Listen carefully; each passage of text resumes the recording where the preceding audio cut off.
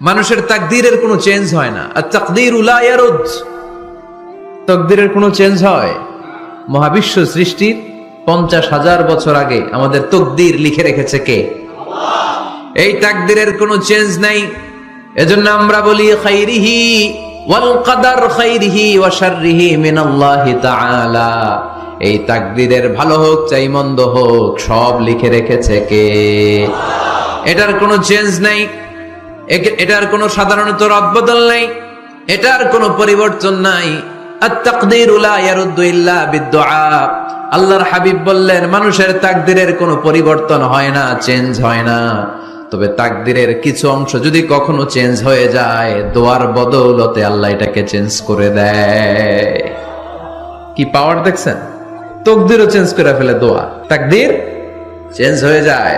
আমরা প্রায় শুনি মুমূর্ষু রোগী, ক্যান্সারে আক্রান্ত, বাংলাদেশের সবচেয়ে বড় ডাক্তার ঘোষণা দিয়েছে বাঁচবে না, বেশি বাঁচলে 3 মাস। কয় মাস? এরপরেও দেখা গেছে উনি 10 বছর বেঁচে ছিল। এরকম নজির এদেশে আছে না নাই? কিভাবে বাঁচলো? দোয়ার বদৌলতে। কিসের বদৌলতে? তো এটা যে অনেক গুরুত্বপূর্ণ, এটা কি আপনারা ফিল করেন, টের পান আপনারা? এটা অনেক powerful. It's like a missile.